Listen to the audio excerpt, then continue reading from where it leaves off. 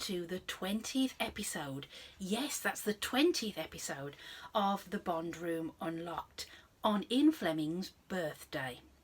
I'll be inviting you to turn the key with me on my 26-year-old Bond collection and Ernst, Stavros, Blofeld. Good afternoon, Mr. Bond Room Unlocked. I wish to have a brilliant conversation with you about my favourite Blofeld, as you are such a brilliant conversationalist. Are you paying attention, number 3? Yes. I shall proceed with the operation. My Spectre number 1 is a face you will never see, and a voice you will never forget. He has hair and strokes his Turkish Angora cat with persistent movement. The classic iconography of any Blofelds began with me. This Blofeld was the first to press buttons. The very act would be followed by termination of the employment of one of my less useful people.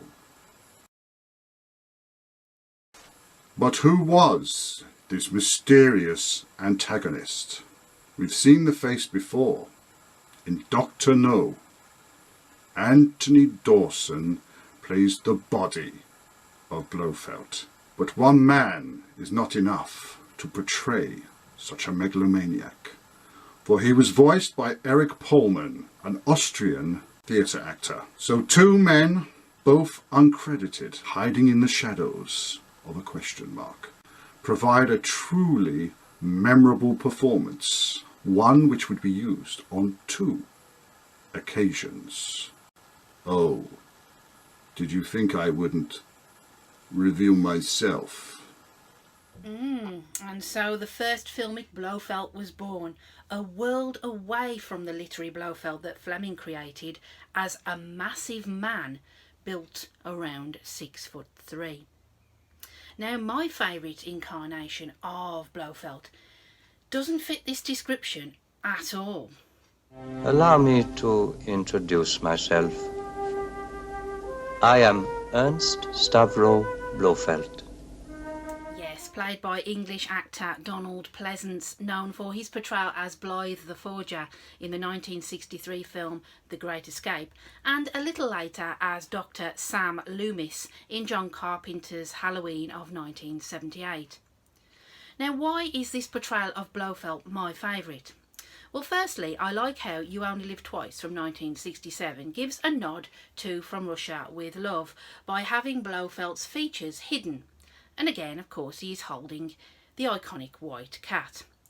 The reveal of his face from behind the chair is genius, an evil genius, I might add, because it takes time for us to process the disfigurement that is in front of us. Now, original casting for Blofeld went to Czech actor Jan Werich, but Lewis Gilbert thought that he resembled a poor, benevolent Santa Claus, and after 5 days of painstaking filming with the actor, he was replaced by Donald Pleasance. Now, Pleasance is not a tall man by any means at 5'6", so how could he be made to look more menacing? Pleasance had many ideas for the look, which included a hump, a limp, but eventually it was settled a facial scar. Now, the version of Blofeld has been mimicked and satirised in many TV shows and films, most notably the Austin Powers franchise as Dr. Evil. Gentlemen, I have a plan.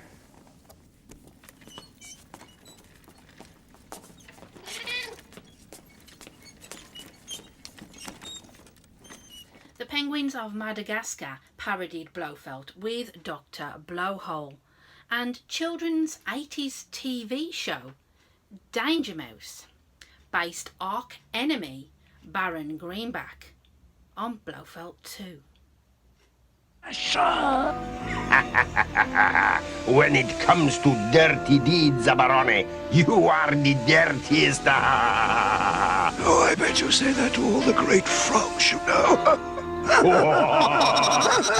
The focus this week, in keeping with the video, is a die-cast figure by corgi icon of Donald Pleasence's Blofeld.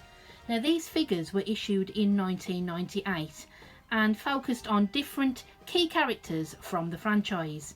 They were then discontinued in 2001. Now, each character is painted for realism. This is a 60mm die-cast figure of Donald, complete with cat and scar. The detail is really good on these, and this is one of the items that I do take out of the box and have on display, because the box itself is quite plain, doesn't really give you much to go on. Each figure as well has a stand with the name on, and these are limited edition because they have, as I say, been discontinued now. And so to our next incarnation of Blofeld from 1969. I've been a Bond fan since I first saw On Her Majesty's Secret Service at the age of 7. I completely loved and still love the film for a number of reasons, including Telly Savalas's role in the part of Bond's arch-nemesis, Ernst Stavros Blofeld. I've enjoyed other interpretations of this character, such as those performed by Donald Pleasence and Charles Gray, but it's this version by Savalas that is my favourite. The best Bond villains, in my opinion, are those that have combined charm and menace in equal measure, such as Scaramanga, Drax and Silver. And it's this interpretation that does exactly that, whilst clearly matching his fellow psychopaths. He is both likeable and truly terrifying, and although the film version is very different to Fleming's literary character, the Savalas version of Blofeld is somehow larger than life, more physical and seemingly more vulnerable, as we see him foiled by a tree in a bobsleigh chase with Bond, resulting in him wearing a neck brace when attempting to kill Bond in the film's final scene, which leaves Tracy Bond dead. In the book, he is described thus: the Count had longish, carefully tended, almost dandified hair that was a fine silvery white. His ears, that should have been close to his head, stuck out slightly, and where they should have had heavy lobes, had none. The body, that should have weighed 20 stone, now naked save for a black woolen slip, was not more than 12 stone, and there were no signs of the sagging flesh that comes from middle-age weight reduction. The mouth was full and friendly, with a pleasant, upturned, but perhaps rather unwavering smile. The forehead was serrated with wrinkles above a nose that, while the file said it should be short and squat, was aquiline, and round the right nostril, eaten away, poor chap, by what looked like the badge of tertiary syphilis. The eyes, well, there might be something there, if one could see them, but they were only rather frightening dark green pools. The Count wore, presumably against the dangerous sun at these altitudes, dark green tinted contact lenses. So very different to the image that we get from On Her Majesty's Secret Service. Savalas, an American of Greek origin, was a big star in the 1960s and 1970s, appearing in films such as Kelly's Heroes and The Dirty Dozen, and more famously in the hit cop show Kojak. Notable for his deep voice and shaven head, he later appeared in Escape to Athena, alongside one of the greatest Bond actors of all time, Roger Moore. Would simply fly away.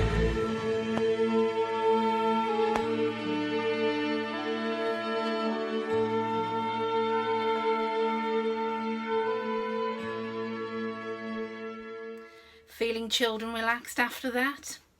Let's stay on the bazaar, shall we, and look at our next Blofeld. Over to you, Chris. Well, what a difference 2 years has made in the life of Ernst Stavros Blofeld. When we last saw him, he had his neck in a brace following branching off the toboggan run. Now, not only has his neck made a miraculous recovery, although fans of the Rocky Horror Show might disagree, but he's also grown a full head of hair. Perhaps most remarkably of all, he's also turned British, as portrayed by Charles Gray in the 1972 classic Diamonds Are Forever. Gray portrays a camp and humorous Blofeld, channeling his inner Noel Coward, and the humour is shown from his very first scene. Making mud pies, 007. Gray's Blofeld is quite different to that played by Telly, who loves you, baby, Savalas. That said, there are certain similarities. This is a lot more mature Blofeld than we see in the earlier films, where he insists on calling his employees by numbers rather than bothering to learn their names. Also, he no longer feels the need to kill his employees in a piranha pool every time he throws a hissy fit. Finally, the snobbery that Blofeld exhibits in On Her Majesty's Secret Service is still there, with Gray quoting La Rochefoucauld in one scene. As La Rochefoucauld observed, humility is the worst form of conceit. I do hold a winning hand. Aware of the camp shenanigans going on all around him, Ernst decides to join in and have some fun. When making his escape from the casino, nobody knows what he looks like, and a cap and dark sunglasses would do. But not for Ernst. He decides to join in all the fun everybody else seems to be having and dons full drag. Let's move on to the Moore era. Now, there is only one film that hints at Bond's past struggles with Blofeld, and it's dealt with in a typical Moore way. To be Blofeld or not to be Blofeld? Well, what does this mean in the context when watching the pre-title sequence of For Your Eyes Only? For copyright reasons, the ball chap in this film was not named. However, you knew it was him, right? Because of the neck brace, Persian cat. John Hollis played Blofeld, but did you know Robert Rietti voiced him? Sadly, they were both uncredited. However, Broccoli has referred to him as the wheelchair villain. But having been uncredited, I wonder if Broccoli offered Hollis a delicatessen in stainless steel. Alright, keep your hair on. Put me down! Put me down! Oh, you want to get off? Mr. Bond! Now, as Bond fans, we all know it's Blofeld, even though it's not confirmed, due to copyright reasons around Blofeld's name and the use of Spectre. In 2013, full copyrights were settled by Danjak LLC and MGM. Dare I mention MGM? So, for the first time in 40 years, Blofeld made a return in the 2015 film Spectre. Hello, my name is Amalan and I've been a James Bond fan since I was 13 years old. Controversially, one of my favourite James Bond movies is actually Spectre. It's actually in my personal top 5. I'm going to be talking to you about Christoph Waltz's portrayal of Ernst Stavros Blofeld in the movie. Waltz is a great actor and I thought he played the role really well. I think it's just unfortunate that he didn't get that much screen time in the movie. I thought he had a really good introduction where he was initially shadowed during the Spectre meeting, and then when he reveals himself, I thought that was a really great moment. And I liked the fact that initially he was Franz Oberhauser and was later revealed to be Blofeld.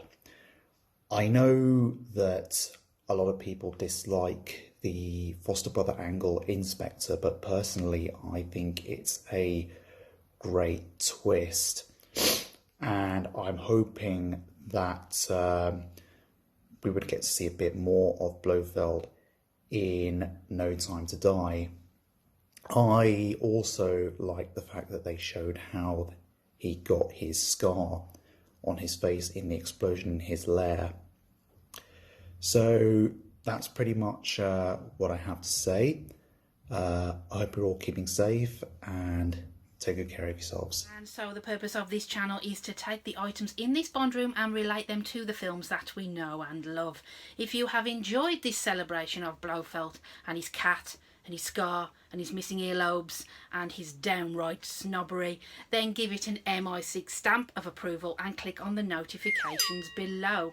And why not subscribe to stay in the loop? You can also find me on Facebook and on Instagram and catch me co-hosting with SpyMovieNavigator.com, cracking the code of spy movies with Tom Pizzato and Dan Silvestri. Our breakdown of the pre-title sequence of On Her Majesty's Secret Service is out now. I'd like to thank all my guests today, Phil, Ian, Chris, Nick and Amalan, for their valued insight into the guises of Blofeld. And I'd like to thank you for joining me in the Bond Room Unlocked.